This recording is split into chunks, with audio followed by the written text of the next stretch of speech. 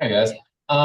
Today we've got a man who hardly needs an introduction, whose footprint is felt around here, I'd say, right?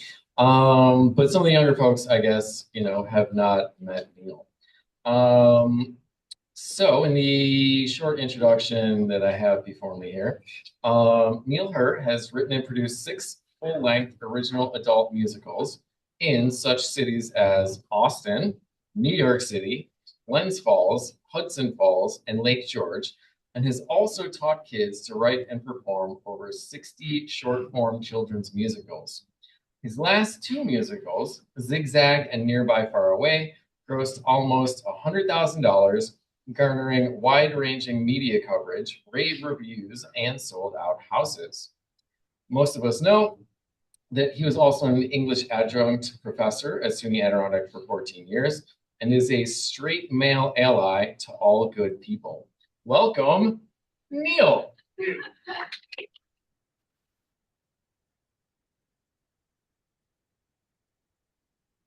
Well, thank you guys for coming and the people at home for watching.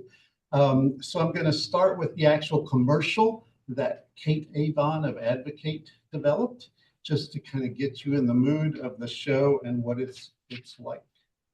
Let's see. In small towns across America, the phenomenon of Drag Queen Story Hour has caused an uproar, and now there's a brand new musical about it.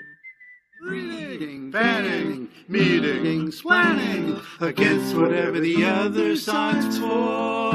And that's how it lets out their frustrations. And that's how increasing circulation. And that's how you start reading, banning, meeting, planning. Reading, banning, meeting, planning. Ooh, we're against them.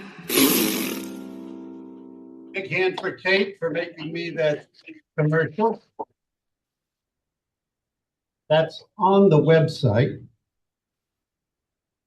Drag Queen Story Hour, themusical.org. Now we will see if I can get the,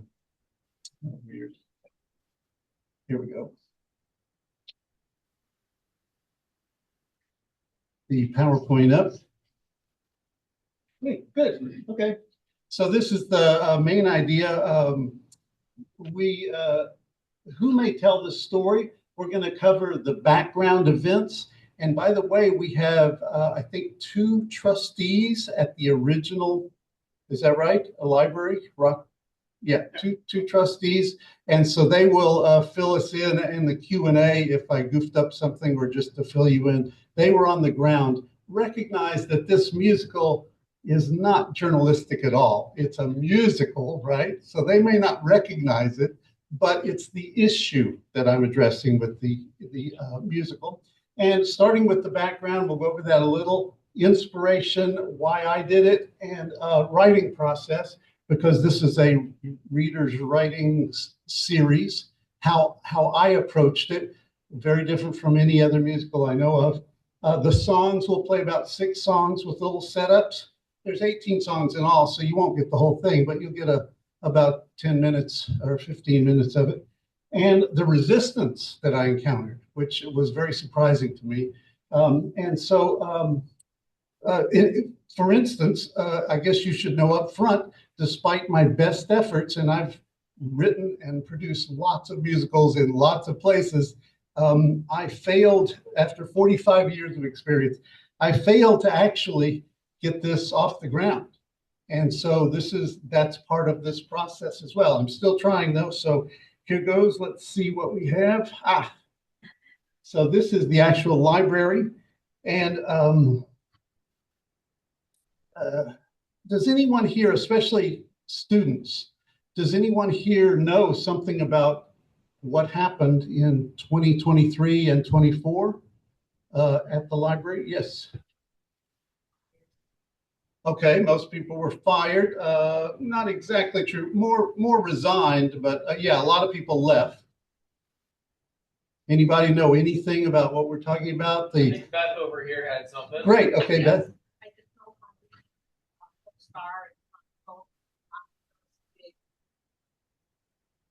disagreement over having a particular story hour in the library for the children. Exactly. And that led to some board members resigning. Good. I mean, bad, but yes. Argument back and forth. Yeah. With community members and the staff of the library. Does anyone know what the dispute was about, especially students? Why did a lot of people resign and the library eventually closed for 6 months? Okay, great. I'll fill you in. Oh, or Beth, what do you think? It was because some people in the community thought it was immoral and terrible. Exactly. What appropriate material for children to hear and listen to. And does anybody know what a drag story hour is? Students first. What is a drag story hour? What? Destiny? Right. Okay. Have you ever seen one or? I've seen like videos. Okay. Yeah, right. Okay. And that's all it is. It's just reading books to kids by a man dressed as a woman. It's not dancing or predation or anything. It's just reading book. And it's been around for 10 years. But anyway, also the protest was not just, I disagree, I don't like this idea. It was 50 people following a fundamentalist preacher who harassed librarians, who there was a fist fight. There was the FBI said there were bomb threats. People resigned and were harassed. And so many people resigned that the trustees, 2 of them here, that there wasn't a quorum, so the whole library had to shut down. And so that went on for about 6 months. The library was shut down for about 6 months. And it was only reopened by the state stepping in, appointing trustees. And the original performer, the drag performer, was denied his rights and denied his gig. He couldn't perform. So now, when I read the original Post-Star article, I read about 6 months of Post-Star articles, and this was the last one, and it said, it's reopened. Doesn't this look good? We have a regular, straight-looking white female reading the kids. Everything's calm. It's reopened. Hooray, right?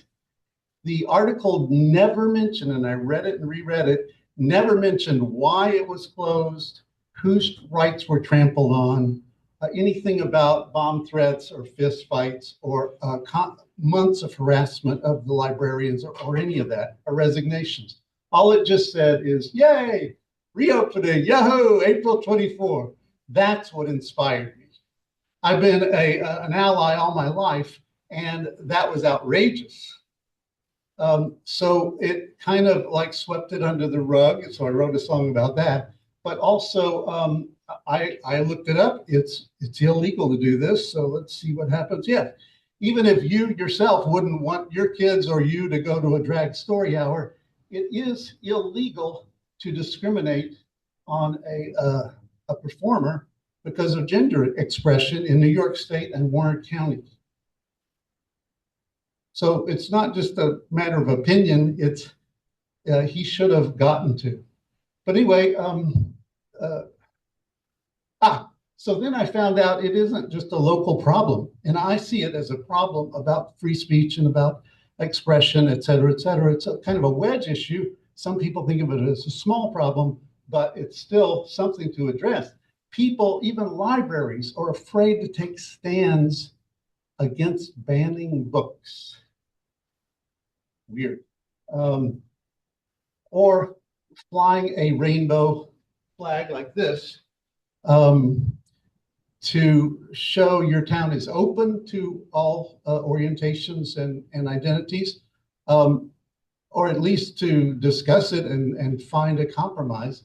And finally, to making bomb threats about people reading stories to kids. So I thought that's crazy. It sounded like a Simpsons episode. Are you guys, everybody's familiar with The Simpsons? It's a satire that stereotypes everybody in town to show how crazy America is basically. And so I said, yeah, I got to write a musical about this. Because think about it, it has loads of characters in conflict. That's what makes drama. People who want different things, right in each other's faces. Now, in real life, that's not fun. I didn't experience any of the real life stuff. I just read about it. But on stage, that's what you want. And they were all very vivid type characters. Now, I'm not going to mention any real person's names today, and they aren't really based on the real people, except just their roles, basically, their stereotypes. Number one is the preacher here. And in reality, there was a fundamentalist preacher that led a lot of people and became on the board and everything. But it's a very stereotyped preacher, just fundamentalist, my way's the highway, all that kind of stuff. So then we have the librarian up there, and this is kind of a 50s retro type show. And so the retro is the kind that shushes kids and, is kind of real strict. And she speaks in synonyms because she's very verbal, like some people I know. But I'm not mentioning names, Joyce. And then we have Mary, the assistant, but I'll get back to her. She's the main character. Then, the preacher has his flock. And these are just goofy pictures from the internet. When and if we do the show, anybody could be black or white or male or female or whatever. This is just to give you an idea of the kind of characters. And then the liberal woman here, the Yu-Yu, it was originally Yu-Yu, but I turned it into Yoo-Hoo because a reporter mistook it and said it was the Yoo-Hoos. And I thought, yeah, it's the Yoo-Hoos. And they're the liberal half of the town. And they're, at war, figuratively, with the flock. And then, of course, you have to have a mayor in the middle, right? And the mayor is trying to keep peace and sweep it under the rug. And Legal, his attorney, who is trying to find him loopholes and he's kind of intimidating, right? He's used to grilling people. Then over there, we have an editor. And the editor needs circulation, so he likes to drum up conflict. And the reporter is newbie, doesn't know how to report small town events. I've been a reporter in a small town. It's very hard. Whatever you write, a bunch of people are real mad at you. And also, you probably don't spell their name right. But anyway, that's funny. The editor has to teach her how to get through it. Now, the two kids, Tommy and Tammy, Tommy, the boy, is the son of the preacher, and he's a very mischievous troublemaker, okay? And he's also been brought up by his father, who's very strict and biblical and all that. And then Tammy is the daughter of the Yoo-Hoo minister, so she's been brought up, empathetically and liberal and live and let live and all that. And so they have a big role in Act 2 because I think the future is kids. And so it's very important to see, are they going to change things at least now that all the adults have made it a big mess? Now, Mary is an assistant librarian. And in our show, she's the one who reads Story Hour. And she mistakenly gets a Two Daddies book. But other than that, she's just very mild-mannered and gets along with everybody, except we find out later through a lot of reveals, she's the instigator of everything. But I'm giving you that away just so that you know she's an important character. Okay, so I have great characters that are just at conflict, can't wait to write it, right? But you also need an arc of a story. It's not based on like a book or something, like a Disney video. So you still have to kind of know where you're going with it. So these are the three main conflicts, the issues. Now, the drag story hour, and that's a picture of a real one. That's the climactic issue. The rainbow flag, pride flag at the courthouse, another issue. And the banned books, which is probably we're most familiar with that conflict. I decided that they need to escalate so that the show gets more and more exciting, right? So I decided to do the books first, the flag, and then drag story hour. Except I also realized for a musical, it is not dramatic to show a drag story hour. It's just someone sitting reading a book to kids. A musical wants singing and dancing and emotions and high conflict and what's going to happen? Oh no. But I realized the preacher's fear of what the drag queen might be or might do, the dream, the nightmare of what the drag queen could be is very dramatic, right? And musicals often have a dream sequence. So I have the preacher getting so upset about the flag and everything, he faints, and we have a dream sequence where the drag queen actually is his fear of what it could be. Now I have escalation, I have characters in conflict, and Act Two typically has a romantic subplot. And in my picture, it looks like a boy and girl, but in my show, it's actually two women. And so I've written a show that has a very conventional musical form with an unconventional plot and characters, right? So I never feared about being too conventional because I knew the overarching story was unusual for a musical.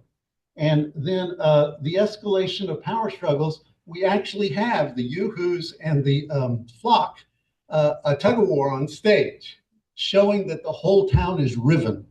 That's really what the whole show is about. It isn't as well. Anyway, that's the main thing I wanted to hone in on, that in small towns, these wedge issues loom large. People are left out, people are harassed, people harass there are reprisals and costs to being on different sides in a small town. And of course, a musical has to tie everything up neatly in a resolution that's kind of oversimplified, but that's part of a satire too, is to stereotypically, yay, it's all restored and it makes everybody happy. That's what the audience wants. And you come to a musical for that. So it definitely isn't like a journalistic retelling.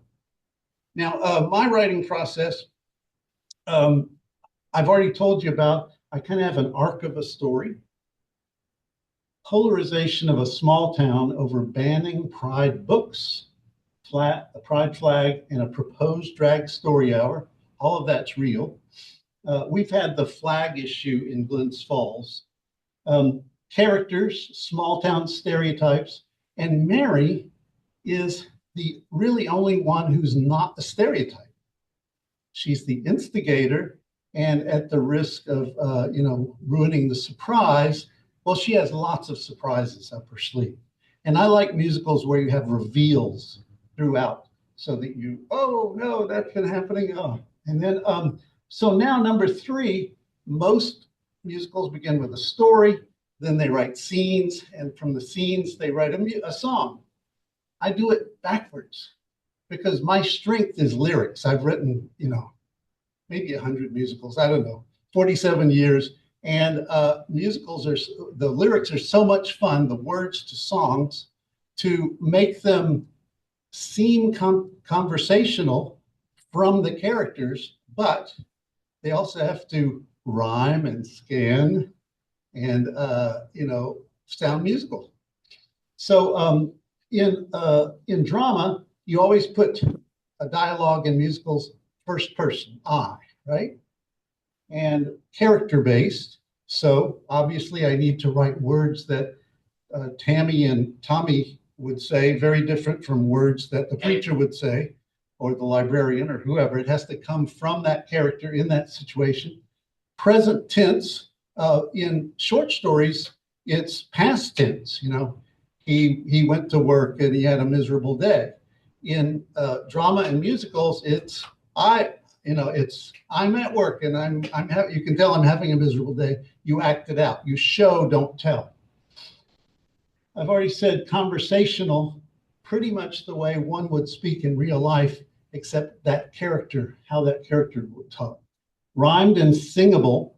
Now, if you notice, if you need to end lines of songs with a vowel, mostly. So think about the song, follow, follow, follow, follow, yay! And that's where everybody applauds. it ends with a vowel. What if you said desk? Try to sing that. Desk. You know, it doesn't work. So you learn a lot of things you have to do different. It's not the same as poetry. It's not the same as real prosaic dialogue. And also, very important, in a dramatic situation. So you don't just get a character separate from the story. The character and song have to carry the story. You're in conflict with someone. I mean, maybe they don't know you're singing. Maybe they're right there and I hate them so much, I can't. And they don't know because the audience is who you're really singing to. They usually sing their needs and desires. You want the emotion very high in a song. You're usually not talking about real everyday things. And at the emotional peak of each scene, when it becomes so important that you have to sing. So I was already good at all that. And so I just said, you know what? I just want to start with my strength. I'm going to write all the lyrics first from people's point of view. And later I can do scenes leading up to the lyrics and put them in the right order. And then I'll have to adjust. But I hope I have a musical. So this is my set model. And the idea is a small kid's point of view of a small town. So notice library in the middle. This on the left, that weird creature, that was what my 7-year-old daughter thought a horse looked like when she was in 2nd grade. And so on the left, we have the church and the preacher. In the middle, we have for board meetings, and that table can be moved so you can dance there. On the right, we have City Hall with the mayor, editor, and lawyer. They take turns at the same desk. And then the main stage, we have the library at the center of the town, which I really think it is. I think libraries are the center of small towns and towns in general. And we have 2 little kids listening to Mary in the assistant librarian in the chair. Some books. Everything is shiny, bright, and I think maybe it's time to do some. Is it time for some? Yes. That's my writing process. These are excerpts from 6 songs, just about a minute from each. And so the whole show is a full-length show with 18 songs, each one about 3 to 5 minutes. And it's all me singing with my guitar. Eventually it'll be with a piano and people who have great voices and stuff. So let's stop talking. And oh yeah, I'm going to set up each one. So the first one is Smallville, USA. That's the name of the small town. And everybody comes in like in a 50s musical, da, da, da, da, da, with their eyebrows and elbows and da, da, da, da, da, like that. And then we close in on the librarian. And then there's an event at the end that Tommy does. And I'm going to ask you if you understand what happens. So pay attention.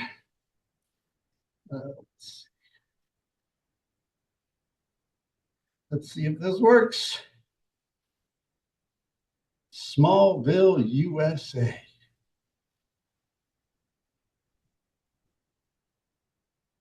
A great big welcome to Smallville. We hope you will enjoy our little town in the USA.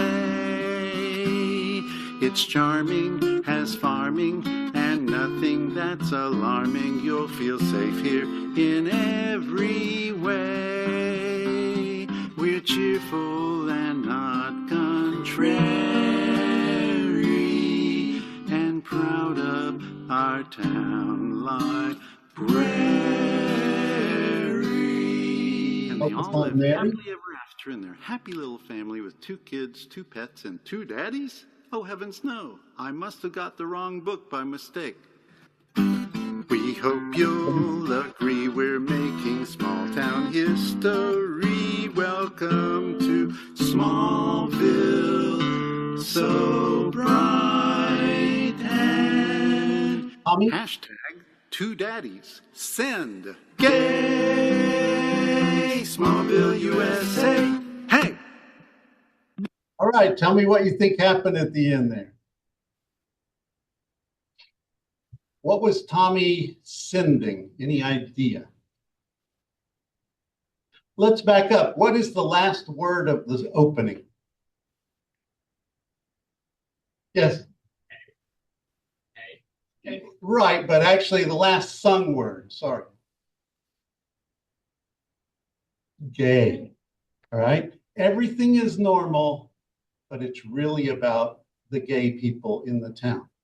So what do you think if somebody, an assistant librarian, read a book about two daddies, what the little kid might be texting and to whom? Any guesses? Yes, sir. Maybe texting his father. Exactly.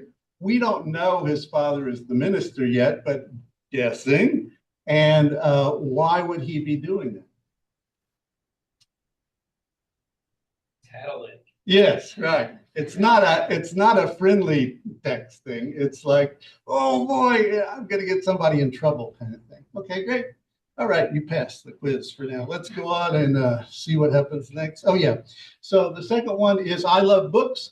The two main characters, librarian and assistant librarian, they bond. Well, first, the minister comes into the library and he wants to take out all the gay books and throw them away. But he doesn't have the library card, so she sends him off. And so then, so they're alone and they're singing about how much they love books. That's about all you need to know. At the end there's a hint of a romance.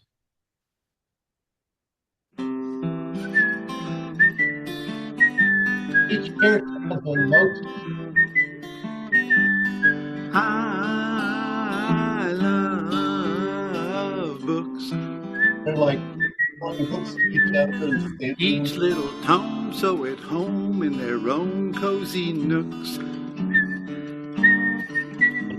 I love books.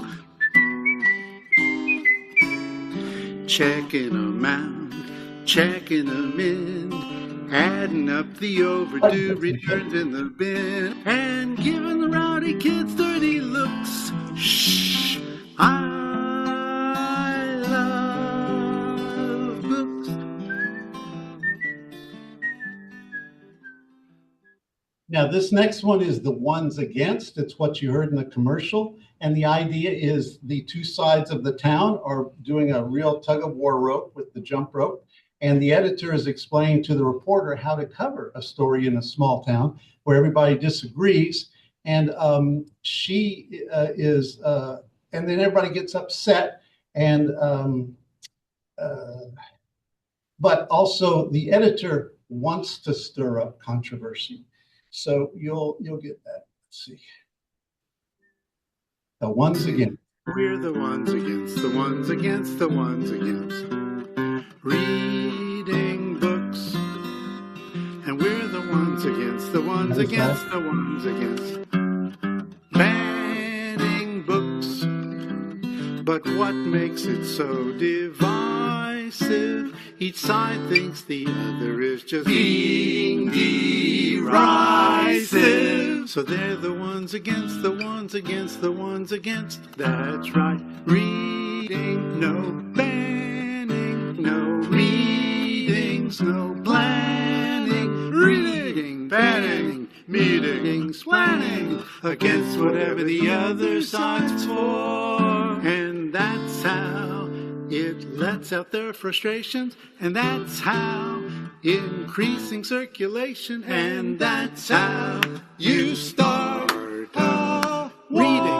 banning, meeting, planning, reading, banning, meeting, planning. Ooh, we're against them.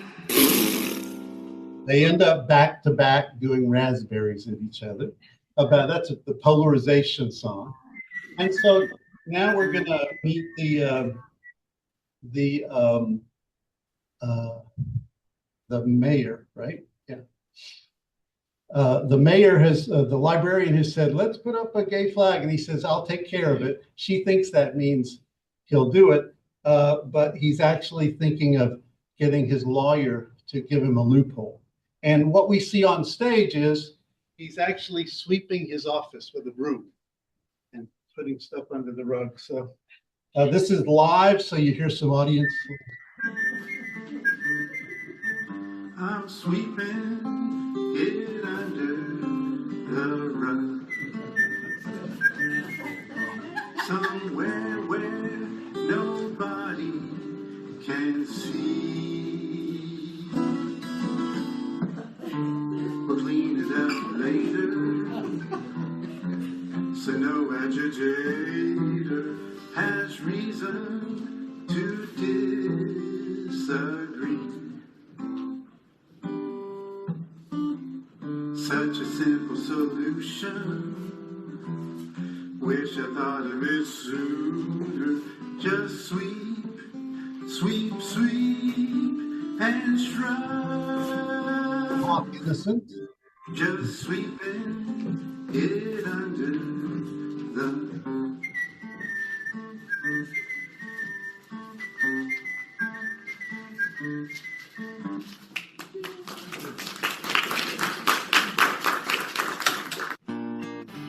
And so this is the romantic subplot.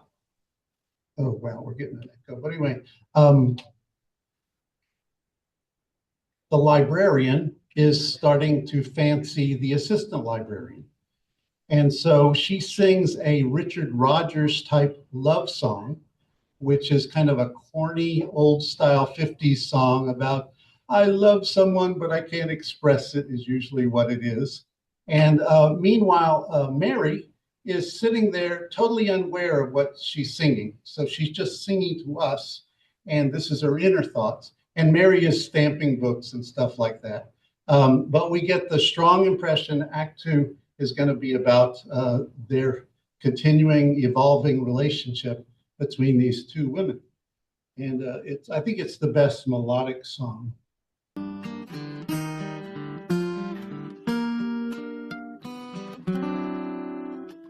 I'm not someone who ordinarily swoons over the usual thing.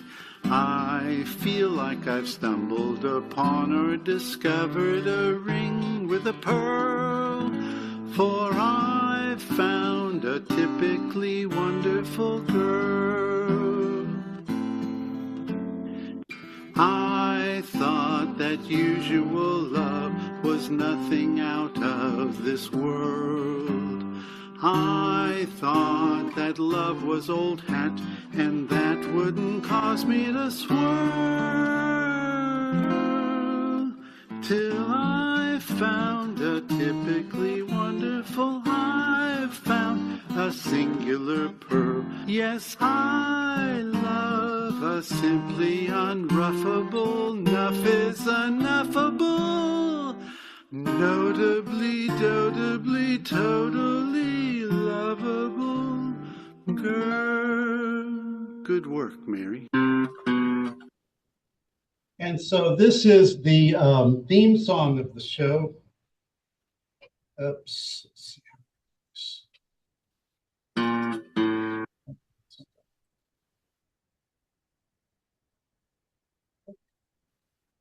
Tricky here. Let's see if this will work. There we go. There we go. Okay, Be Who You Are. And this is the drag queen's theme song, remember, in a dream of the minister. And it's the minister, a very rigid, controlling type person, his worst nightmare. So now let's see if I can get this back up. Yes, look at that. Yay, technology. Be who you are, children. Be who you are. Read what you want, children. Read what you want. Wear what you like, children. Wear what you like. Be drag queen is cross-dressing the kids. A boa and a necktie and hat. So it drives the preacher nuts. He wakes up and tries to, tries to get revenge then. And there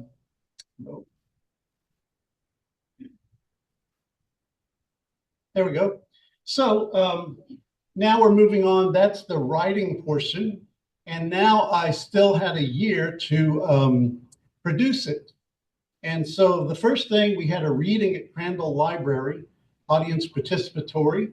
I believe, Joyce, were you in the actual cast? No, you were in the audience. Okay. And Bernice, Bernice was actually in the cast.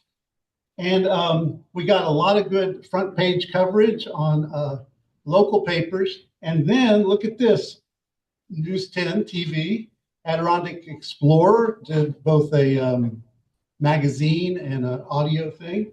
NCPR did a lovely clip. The National Desk and New York Times are national media. We got a lot of free publicity because of the cause and the moxie of writing a satirical musical about a hot button wedge issue. So I was very excited. Then I did my research and reach out. I went to a lot of Pride festivals. Everybody welcomed me warmly all over within 2 hours of here, all over the place. There were 5 of them during Pride Month, and collected emails, went to a drag story hour, drag shows, Pride social events.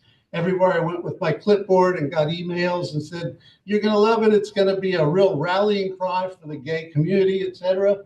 I interviewed 3 trans women, one who lived through the actual experience, and got feedback on my show. And I wanted their, point of view. Got endorsements and read 2 great history books about trans and drag communities. And it raised a lot of money, applied for grants, sold 58 tickets 6 weeks out. Everything was working. Except, oh yeah, I secured rehearsal space, performance spaces, insurance, website. Now this is Jake Evans, the original canceled drag performer. He said, yeah, he'd love to be in the show. So we have everything going for us.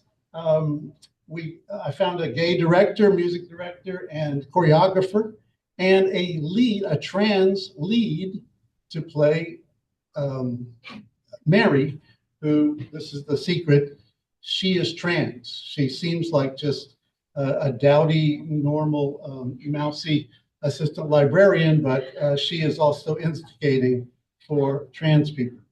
So everything seemed to be going my way until resistance, oh no! And so I expected some MAGA threat or protests, and mostly it was online criticisms. Of course, they had never seen the show or read the show or really knew anything about the show. They were just against it. They had a prayer vigil during our auditions. Maybe that worked, I don't know. But so I expected that, but also I went to a church who was very pride forward, refused to let us rehearse at the church. And we had rehearsed there many times before. Might be seen as taking sides. Small town, very important not to be seen taking sides. Library would not sponsor it at first, later let us do it. Actors, people who I've worked with in lots of shows, said they might lose their day job if they were in a workshop production of an original musical about pride issues. Music directors, one of which worked at a school, he could not even email me to tell me he didn't want to do it. He had a friend call me. Everybody was afraid to be associated with it, even if they were gay, or even if the group had, like libraries, were against banning books. Directors, one of which lived in the town, couldn't risk reprisals. Gay Pride Fest, everybody was warm and friendly to me, but the local one wouldn't let me table at it. After they said yes, they said no. Drag performer Jake decided he couldn't speak for trans people, so he backed out. And but he let us use his image. A trans comedian says it stereotypes gays and trans people. It's a satire, folks. It doesn't put them down. It just stereotypes everybody. Really, the mayor, you know, the I'm sure the fundamentalist preacher would not like this show. And theater, even after we had to cancel, then I said, okay, can we do it later? And the theater says, we don't police content, but it doesn't align with our values. So we got canceled in 2025 in a relatively liberal city to try to do a show, and not one but our staff had ever read the show or knew anything, the actual show. So why was it when we had auditions, no gay people showed up after a year of lobbying? I was stunned, and we couldn't do it without gay people. So why was it canceled? I mean, think about it. I want to hear your thoughts about that too. But I'm going to tell you what I've thought after thinking about it for about 6 months or so, because I still want to get it done or do it either here or in a big city. There's definitely a climate of fear, political climate of fear. And we got a lot of tickets and a lot of interest. People want to see it, but gay and trans people are afraid to be in it. They feel like they have a target on their backs, and maybe rightfully so. They think after the immigrants, they're next. Woke police, meaning you guys already know this issue, especially on campus and in the arts. There's a rigid defensiveness among some woke people and pride groups that if you're not telling their ideological story, they don't want, they think you're bad, even though it's a pro-gay musical. I know that original shows are less popular or known than Broadway shows, and online criticism, anybody can do that without knowing what they're talking about. And possibly, you know, someone looks at me and says, a straight ally has no business writing gay, trans, or drag characters. But this is really about the polarization. And nobody, like, does that mean a man can't write about a woman character? You know, it's just kind of ridiculous, I think. So anyway, that's about it. I want to just say, if you want to, would you want to see it? If the groups here, Pride and theater groups, might want to do it here. Anybody here want to see it?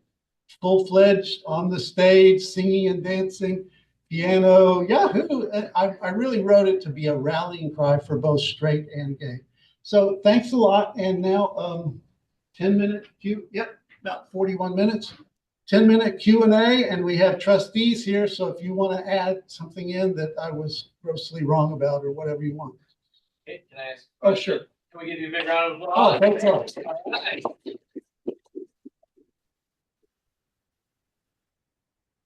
Thanks for coming. So any questions about either writing process, producing, the political issues? And in the class for Professor Fernbach's students, we're going to really hone in on all the political issues. But I'd love to hear your opinions or whatever, your reaction. So I noticed a lot of like issues, like influence on the who's explaining that, you know, is it set in the 50s or is it modern day? It's modern day. It's just a retro style musical. So like to separate the events from actual, you know, separate the musical from actual events kind of thing. Kind of. In the 50s, no one would dare even come out as gay publicly or drag or trans, right? So I've lived through 5 liberation movements. I was in civil rights movement in the South, and the women's lib movement won in the 70s, and then gay liberation movements in the 80s, trans and drag in the 90s, and you know, Me Too and BLM. Every oppressed group needs allies. And back when I was growing up, my parents thought I was gay, and they worried so much because you had to live a closeted secret life in the 50s and 60s for the most part, unless you lived in San Francisco or New York. So no, this show would never happen in back then, but it's kind of just a cutesy way of saying small towns are kind of like back in the 50s, right? And I've lived in big towns. I would never dream that this issue would be so anathema to people in a small town. Thanks for the question. Okay, Destiny? That picture of the set that you made, is that like what you actually want the set to Yeah. look like? Mhm. So did you purposefully make it childlike? Yes. Because you want like a POV of like what a small town is to a child, or because the issue is kind of like immature in a way? Like, Good, very good. Yes to both. And that it seems like these adults are being very, politically and they're involved, but they're really acting like children, I think. And also, I think the only hope for the town is through the children. They sing a song called "To Build a Bridge, You Must Fly a Kite." The kids sing that. And so you should think of the town as the kids are looking at it, and that they're kind of silly children the whole time. Yeah, great perception though. It's kind. I think it's an immature, disagreement, but whatever. It's yes. Beth, is it? No. I'm sorry. Yes, the trustee Kathleen. Yeah, I was on the library board when this was all going on. And what you do, unfortunately, when you expect or you hope that it will be the children that, create some kind of bridge between these groups. Unfortunately, a lot, and I live in that town and I taught school in that town for 25 years, and unfortunately, a lot of children have been educated by their parents. And as far as not wanting to participate, real fear. There is so much, and there was so much hate going around that whole time that you really did worry about your own personal safety. And as far as I'm concerned, at this point in my life, my own personal safety, I kind of like treasure it. So there were other issues. I mean, the Drag Queen Story Hour was the icing on the cake of the library's issues.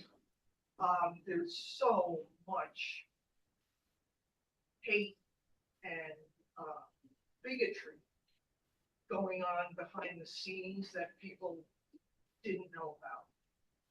And Which is really the same with all the other liberation movements, yeah, right? yeah. It's just the same that I lived through in the civil rights era or women's lib.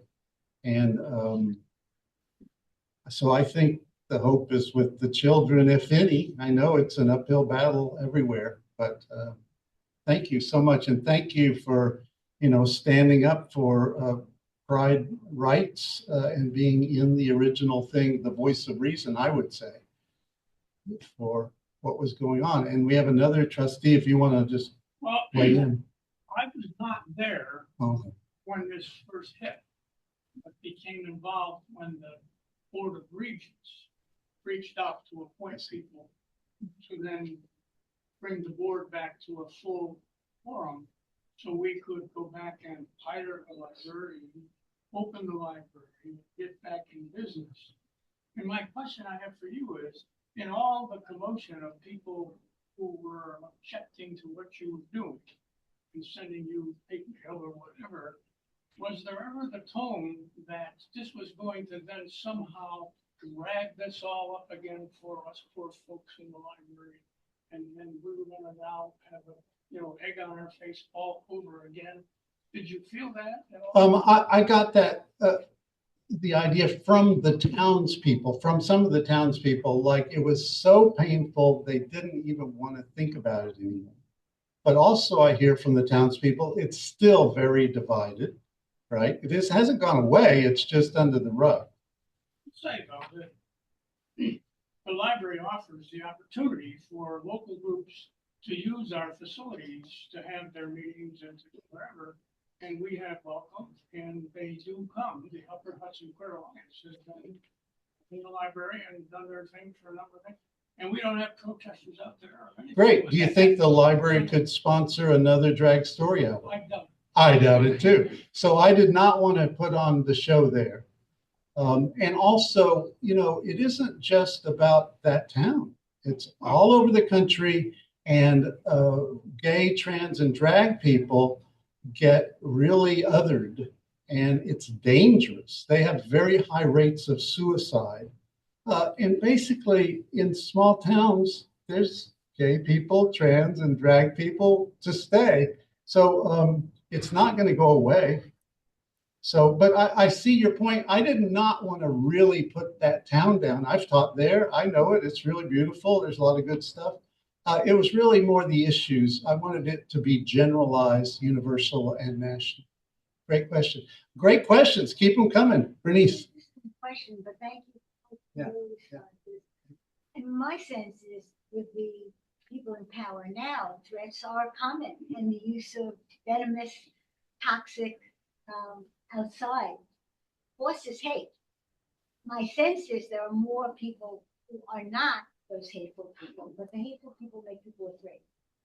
And so the recent vote, I will say, in the last election on Tuesday showed, and plus all the rallies in town, show an enormous amount of people that are resisting. And our library, Crandall, always had, these are banned books, read them. That was always part of their table. And I think that notion of resistance, particularly because there are loud, violent people who do threaten. So that's a real thing. I don't think they're in the majority, but I think all the capitulation now, whether it's of colleges, of law firms, of press, they're afraid of the power of the vote, defunding them or doing something to hurt them. So my principle, having been through all the same movements that Neal has, is you have to resist because those voices want to silence. I mean, that is their whole strategy, to silence other voices, but not just the election, but all the 3 million people who came out to rallies. And there's a sense that most people do not like cruelty and violence, but many people are afraid, and colleges are afraid of defunding programs they love, like, the programs of science and medicine.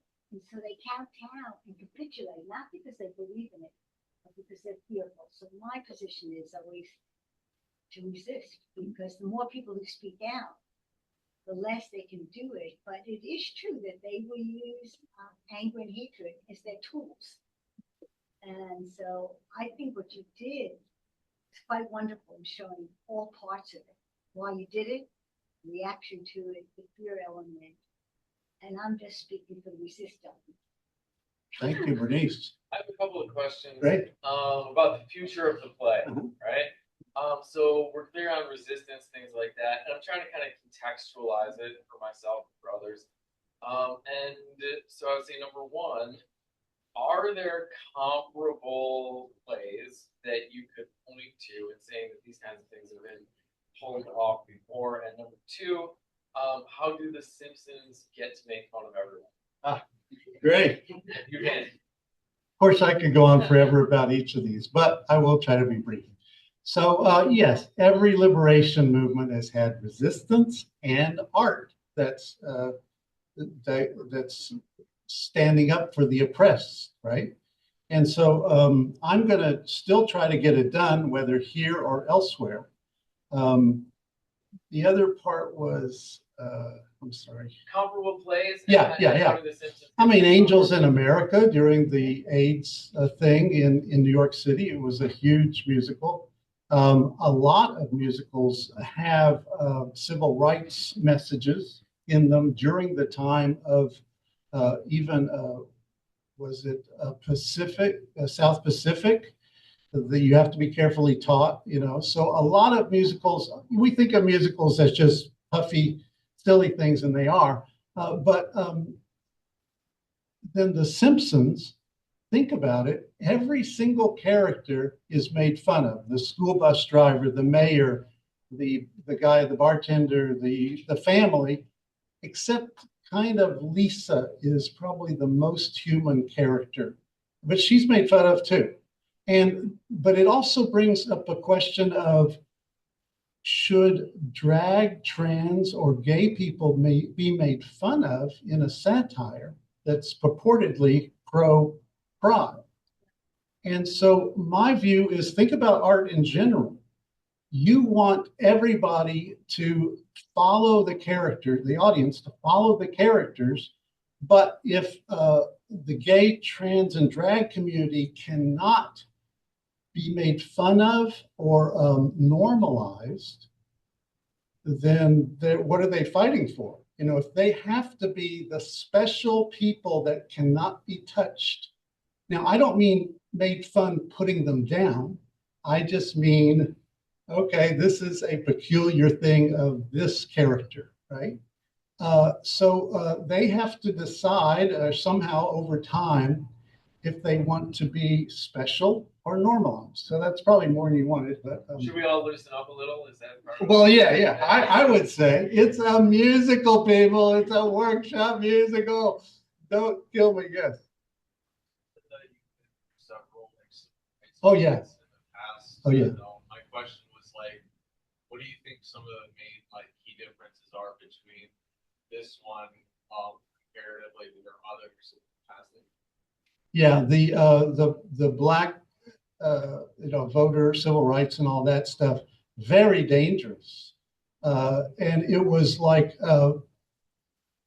almost expected. And then I would say this particular movement, Drag Queen Story Hour, is a wedge issue that, it does affect gay people in small towns, but it isn't as monumental as, we've been through slavery, now we're Jim Crow, now just act like we're people, right? But it is the same idea. So I would say those seemed, at least to me, more dangerous. I mean, they had white people and everybody came down to be on the buses. They got bludgeoned and it was public and it was almost like that was the expected response. And now here we get bludgeoned on the internet or, boycotted, but it's still, I haven't been bludgeoned physically yet. So but also I found out every liberation movement also excludes people. And that was really surprising to me. Think about it. The civil rights movement excluded gay people. The women's lib movement excluded lesbians. See how it works? They want to make, the only way they can make strides is to address one thing and keep to the main issue. And so now I think it's time for drag trans to just be normalized. Like, 2 or 3 trans or drag people here or gay people, fine. Nobody says anything. That's what I think the aim is. I have to say, it's part of the same picture. The people who are against drag were also against gay and lesbian, were also against, if you look at Nazi Germany, let's say, for example, it's each group, they're very connected because it's the warning, actually it was white males and European, and the Religious groups that are white males. continually excluded, and they just passed a decision because some people were trying to change the gay marriage. Mhm. They went to the Supreme Court and said, reverse the gay marriage. Should not be. So what they're doing, and people like the family things that were anti-gay, they were part of the same script. So even though we're just saying it should, people always want the approval of the majority, so they're willing to exclude the part of them that is least. But that's a real error, because I think the real danger is that exclusion as opposed to inclusion. diversity as opposed, because there's political correct, which is a kind of fundamentalism too, that silences people. I think we have to be wary of it. Thank you, Joyce. Yeah, so when I went to the reading of it a couple years ago, well, I didn't know what to expect, but it was actually this really sweet story. It was about being kind and respectful for the people. I think if, you know, people actually knew what Neal was trying to say, their objections would go away. So I wonder, like, how many of the people who were like, oh, I think I'm really objecting to it, actually were familiar with the musical. They were not. They were not. Nobody but you and the staff has read it. And in fact, I have scripts here. If anybody here wants to do it here, please take a script. It's child friendly. It's really about liberation and unity, you know, against polarization and against bigotry. And the issue happens to be drag queen story hours. Thank you, Joyce. Great questions. Anything else to wrap up, or how are we doing, Kathleen? Master songwriter, so you popped those off, I guess. But how long did it take you to write the script and put all the pieces of it together? Yeah. So the previous show I did, Nearby Far Away, took 33 years. I had to wait about getting divorced and having kids and all that. This one took 33 days. That means I wrote the script and the music and notated it in about a month. But as all writing professors know, writing is mostly rewriting. So I spent a year rewriting it. And a lot of those were feedback from trans people or learning more about something or other, or just thinking of a great joke and throwing that in. Or I came up with a new song for Mary because I thought, oh, no, a trans person told me this. People might think Mary is tricking everybody because she's the instigator. So I had to show her afraid to come out so that we realize she's doing this out of fear and out of trying to get out of her box. So it took me 30 days to write it, music and everything, words first, and then a year to rewrite it to where it's production ready. Then in any production we do, staged show, it will change because the drag queen might say, no, I want it to be more like this. Or, you know, there's a lot of changes when you get to on stage. You might cut a song, you might add a song. So, you know, it's kind of like a novel never finished. But this came so quickly and so satisfyingly. It was a blast. It's really, really fun to write shows on stage, to see your paper people come up and dance around and hit each other on the head and do a tug of war and scream and fall down and faint. It's just a blast. So I recommend all writing students. It's a bumpy road, you know. I was so surprised I couldn't get this up. Maybe some of them want to act in it. I would love anybody who is interested in it, give a script to Harley Bradley, either from the Pride Club or the Theater Club, and I'd love to see it here. Okay, should we wrap it up, dude? Yeah, I think this is great. Thank One you all. last round of applause. If anybody wants to talk, it's about 1:45, so. Let me just do the closers here. All right, thanks for hanging around, guys. As always, Neal will be around for a little while if anybody wants to chat. Look forward to 2 weeks from today. The great flash fiction writer Kathy Fish will join us from the West Coast. So I'm looking forward to that. And grab a cookie on your way out, and we'll see you around, guys. Thank you.